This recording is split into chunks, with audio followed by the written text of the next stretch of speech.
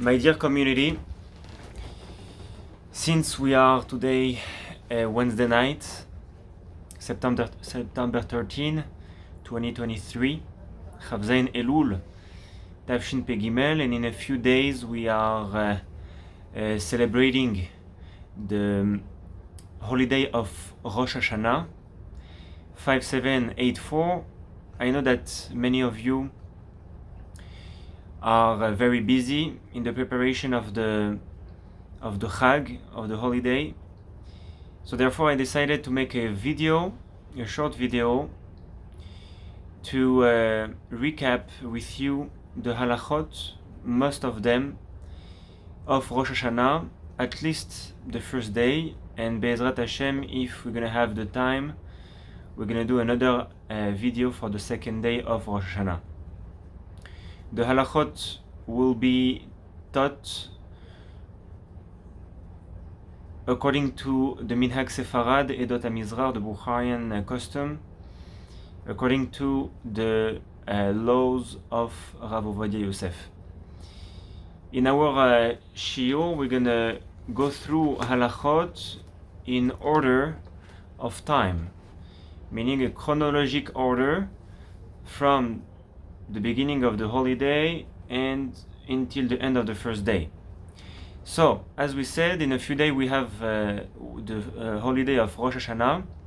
It will be this year, Friday night, September 15, 2023, and the Chag will start at 6:47 p.m. New York time. So beforehand, the ladies needs to light the candles of Shabbat and Yom Tov, since Rosh Hashanah falls on Shabbat. But before they are lighting the candles of Shabbat and Yom Tov, they have to make sure to have a candle of 48 hours or maybe also 24 hours, in order to be able to take from the fire from that candle and to light from tomorrow night. Because on the next day, Motzei Shabbat, when they will light the candles, they will not be able to light from a new fire. They will need to use from an old fire. Therefore, they need to prepare the fire from before the holiday, from Friday, before the Shabbat start. And then the bracha for the candles of Shabbat and Rosh Hashana will be Asher Kideshanu b'mizotav etzivanu lehadlik ner shel Shabbat veYom Tov, meaning that we are saying the Shabbat and Yom Tov, but if automatically, because the lady is used to say lehadlik ner shel Shabbat and she didn't say Yom Tov, so the halacha says that she is not she doesn't need to redo the bracha. She is fine. For the second day, I'm just jumping for the second day. If we are already speaking about the lighting of the candles, we need to light the candles after Shabbat is over, meaning after the night started, after three stars, Motzei Shabbat, and then the lady needs to say Hamavdil ben Kodesh le Kodesh, to make a separation ben Shabbat, between Shabbat and the holiday of Rosh Hashanah, the second day, which will be on Sunday. And then she will be able to make the bracha lehadlik ner shel Yom Tov, since Shabbat is over. Now let's go back to the first night of Rosh Hashanah. So we are going to the synagogue, to the shul, and since it's Shabbat, so we are starting the tefillah as usual, Lechu Neranena, but we are not saying the Mishnayot of Bame Madlikin, Bame En Madlikin. We are saying also Lechadodi Likhat Kala, like a regular Shabbat. The tefillah of the night needs to be said by with joy, with kavana, but with that simcha, with that joy, we need to make sure that in our mind we are feeling a lack of something, like poor people that are missing, that they have lack of money, lack of something they need, because in the Gemara Rosh Hashana it says that every year that starts with a lack, with something that is missing, even if we are comfortable and we have everything, but in our mind we miss something, we need from HaKadosh Baruch Hu something, so we are considered as poor. So by the end of that year, we could be sure that we're going to finish it like rich people. Just like the shofar that is starting very thin and it's finishing, it ends big, wide, this is the same. When we are starting the year like poor people, like people that doesn't have a lot, so we could be sure that we are finishing the year like rich people, like people that have a lot. It's very important to point out and make sure that we need to make the tefillah with simcha, and it's not a time to cry. Of course, if we cannot hold ourselves and the crying is coming by itself, it's fine, but we are not allowed to bring ourselves to cry, because this is not a time of crying, as it says that Rosh Hashana is Yom Chag. It's a day of holiday, it's a day of joy. Before the Amidah, usually during the Tefillah, during Shabbat, we say Veshamru Bnei Israel, but since now it's Shabbat and Yom Tov, so we're gonna say first Veshamru Bnei Israel, the whole paragraph, and then the pasuk of Ele Moadei Hashem. Some people are saying Vaidaber Hashem, not only the pasuk of Ele Moadei. So this is according to the community, what they used to do.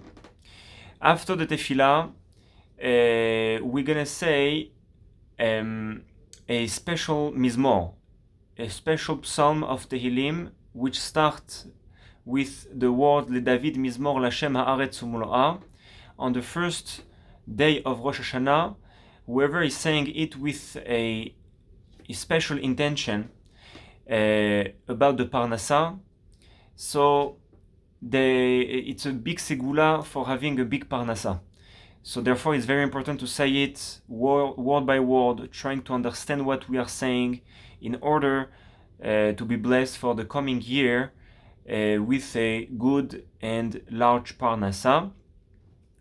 And after we finishing the Tefillah, we are wishing each other תזכה לשנים רבות, נעימות וטובות, שנה טובה ומבורכת, תיכתב ותחתם. And if we are speaking to a lady, to our wives, daughters, we say, instead of saying תיכתב ותחתם, we are saying תיכתבי ותחתמי. Now, in general, from Rosh Hashana until Yom Kippur, we are saying a few things differently during the Amidah. The bracha of Atakadosh, usually we are finishing it Hakel HaKadosh, Baruch Ata Hashem Hakel HaKadosh, but from Rosh Hashanah to Yom Kippur we are saying HaMelech HaKadosh. Now, what is the halacha if someone missed it? He said Hakel HaKadosh and not HaMelech HaKadosh. So the halacha is the following: if the person said Hakel HaKadosh and he didn't wait 2 seconds, the time that take for someone to say Shalom Alecha Rabbi, meaning less than 3 seconds, and he said right away HaMelech HaKadosh, so it's fine, he could continue the Amidah as normal. But if he waited more than that time, so he will have to say again the Amidah, because he didn't say HaMelech HaKadosh. During Rosh Hashana, since in the bracha of Atakadosh we are adding paragraphs, Uvechen, all the Uvchen and all the paragraphs that we are adding on the Rosh Hashana, and he automatically said Ata Kadosh v'Shimcha Kadosh, and he finishes Baruch Ata Hashem HaMelech HaKadosh, and he didn't continue, he didn't add those paragraphs that we are adding on Rosh Hashanah. So the halacha says that he doesn't have to redo the Amidah since he finished the bracha Baruch Ata Hashem HaMelech HaKadosh, so he is good. And if he wants to catch up those paragraphs that he missed, so by the end of the Amidah, by Elokai Netzor, after Yiyu Leratzon, the first one, he will have to say and to catch up all the paragraphs that he missed. When I'm saying the halachot of Hakel HaKadosh, HaMelech HaKadosh, they are the same halachot for men and women. During the Amidah, we are adding some psukim. Zochenu lechaim, Melech Hafetz B'chaim. We are saying Ubesefer Chaim, Ubesefer Chaim Racha V'Shalom. All kind of psukim, and those psukim are very important. We need to say them. But if someone didn't say them, he doesn't have to redo the Amidah because he didn't say. If Rosh Hashana and Yom Kippur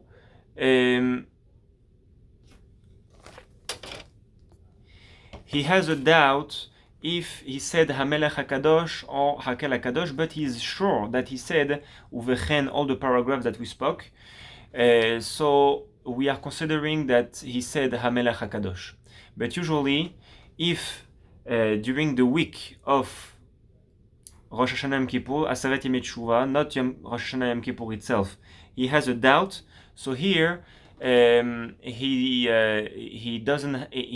needs to do Tfilat Nedava, meaning that he's finishing the Amidah as usual, and then he's making a Tnai, meaning he's saying that if I missed the bracha of Hakel HaKadosh and I said Hakel HaKadosh instead of HaMelech HaKadosh, so I'm redoing the Amidah for that, for fixing that. So he's redoing as Torat Nedava, meaning an Amidah for clarifying that doubt that he has.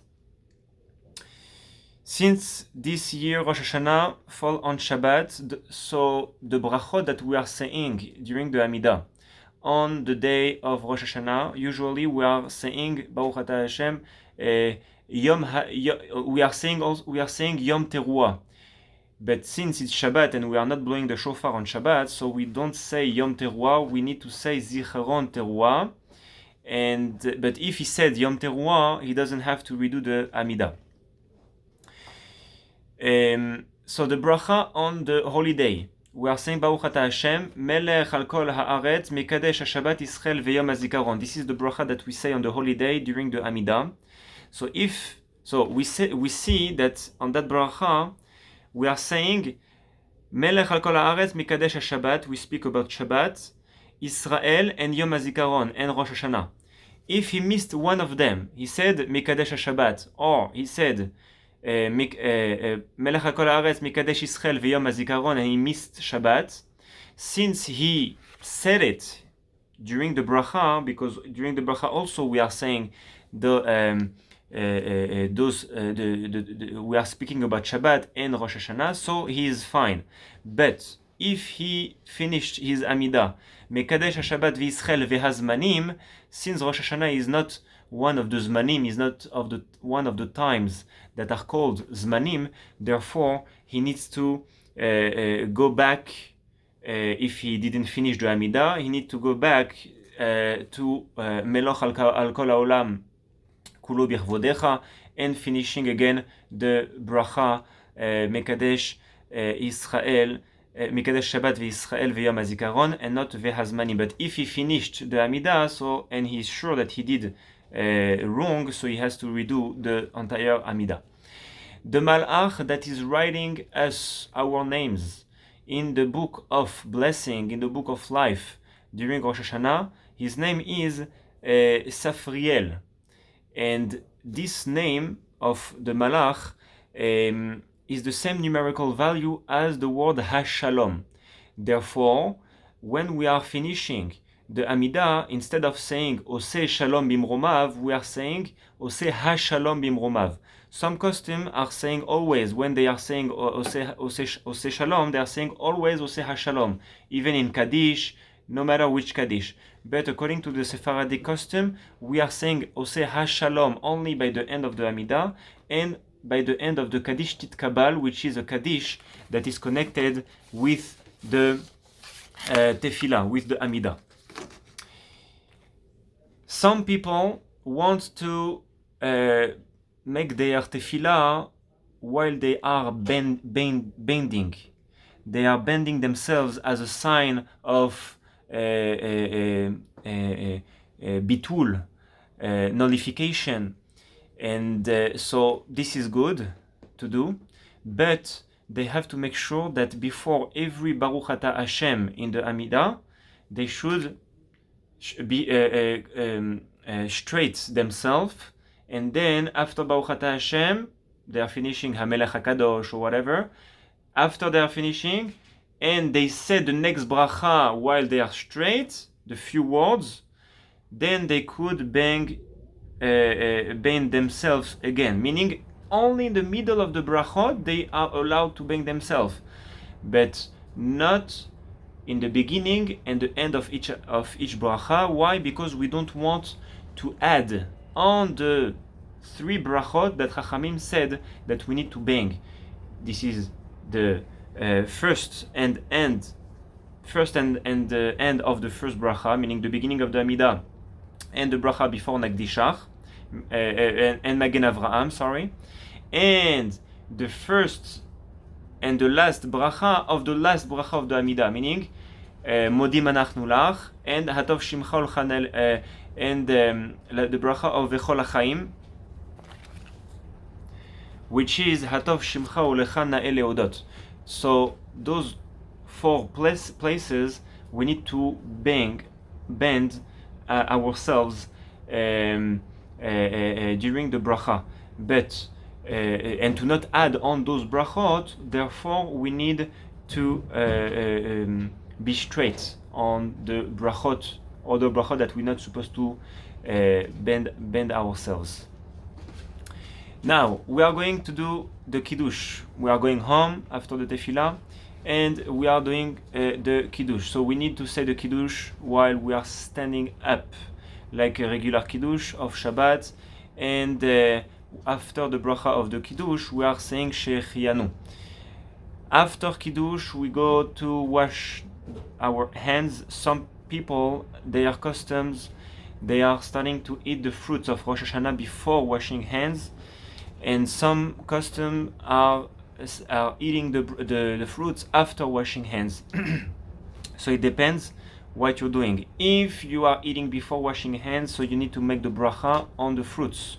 And between the fruits, if you have one of the 7 fruits of Eretz Israel, meaning a date or a fig, so you need to start with them, Borei Peri Ha'etz. But if, and then you are doing Adama, you are saying Adama on other fruits, on other vegetables. But if you are eating the simanim, the fruits and the vegetables, after washing your hands, so you don't need to make a bracha on those fruits and vegetables, because you wash your hands. While you are doing hamotzi, after you wash your hands, you cutting your challah, and you are dipping it into salt and afterwards sugar or dvash, honey. This is a sign of wishing a happy and sweet year, and just like the honey and the sugar are sweet. Therefore, we have to make sure to not eat anything that is spicy or hot with vinegar. It's not good, because we want to stay in the sweetness. On Rosh Hashana, it's important to eat only sweet food. Birkat Hamazon. After we finish eating, we need to do Birkat Hamazon, and in Birkat Hamazon we say Ya'aleh V'yavo. If someone missed Ya'aleh V'yavo, so he doesn't have to redo the Birkat Hamazon. But we have few details about that. I will not go into details, but this is only if he started the next bracha after Ya'aleh V'yavo, Hatov V'Ametiv. But if he didn't, so the halacha will change. I will not say the halacha about that case, since it's not very common. Usually we are starting the next bracha. So therefore, if he missed the Ya'aleh V'yavo, he doesn't have to restart the Birkat Hamazon. Of course, we are not forgetting to say Shabbat, meaning Retzeva Chalitzenu, because it's Shabbat and Yom Tov. So next day, Shabbat morning, which is the first day of Rosh Hashana, we need to drink a tea or a coffee at the beginning of the day, because we have a long tefillah and we cannot pass the whole tefillah and not eating or drinking anything, because we are not allowed to fast on Rosh Hashanah. Therefore, we need to drink something.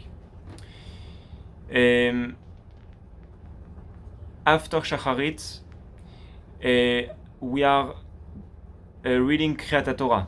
Kriyat Torah, the reading of the Torah, will be on the topic of Sarah Imenu and Chana.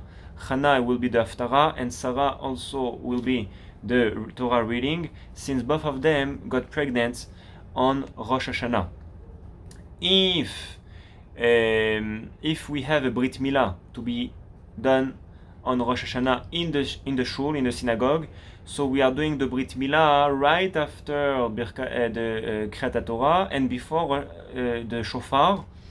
And it's good that the Mohel will be also the one that will blow the shofar. Since he did the mitzvah of Brit Milah, we want also him to do the mitzvah of shofar if he knows how to blow. But if the Brit Milah will be done at home, we are not asking the entire minyan to go home after Kriyat Torah and before the shofar to do the Brit Milah and then go back to the shul. Just we're going to do the Brit Milah after the tefillah will be done. Since it's Shabbat, as we said, so we are not blowing the shofar. Why not? Because Chachamim said that if we are allowing the Jewish people to blow the shofar on Shabbat, so people might take the shofar outside in a public domain on Shabbat and carry outside in places that we don't have eruv, and therefore they will make a sin on Rosh Hashanah, which is not good. Therefore, they made a decree that we are not blowing at all during the day of Rosh Hashanah when it falls on Shabbat. And we have also deep explanation about that, because according to Kabbalah, the day of Shabbat is bringing a desire to God, just like the shofar, and therefore we don't really need the shofar when it's Shabbat, since the day itself of Shabbat is a higher day, a day that brings a desire to God to be the king on the world. So therefore we don't need, according to Kabbalah, this is the deep meaning of the exemption of blowing the shofar. At Mincha, after the Tefillah of Shacharit and the Seudah of Shabbat morning, the Yom Tov, we are doing Mincha. At Mincha, we are saying Avinu Malkenu and Tzidkatcha, even if it's Shabbat. And throughout Rosh Hashanah, we have 2 days, we have to make sure, or to try our best, to say the entire Tehillim 2 times. Why 2 times? Because in every time that we are finishing the Tehillim, we are reading 150 psalms, and 2 times 150 is 300. 300 are the same, is the numerical value of the word kaper, which is the word of forgiveness, and therefore we are finishing 300 psalms to ask HaKadosh Baruch Hu for forgiveness. So it's important to read 2 times the Tehillim. Also, it's very important to not sleep during Rosh Hashanah, because Chachamim are saying that if we are sleeping, our mazal is also sleeping, in the heaven, and therefore it's not good during a time of judgment to sleep, and also it's not good to have our mazal sleeping. And this is also very important, that if someone is not reading psalm, is not learning Torah, is only sitting and speaking with friends about nothing important according to Rosh Hashana, so this is as if he's sleeping. So we have to fill the day of Rosh Hashanah, the 2 days, the 48 hours of Rosh Hashanah, full of reading psalms, learning whatever we can for bringing good mazal upon ourselves during that day. After Mincha, so the custom is to go to do tashlich. Some customs says, some opinion says that since Rosh Hashanah is falling on Shabbat, we are not doing tashlich on the first day, only on the second day.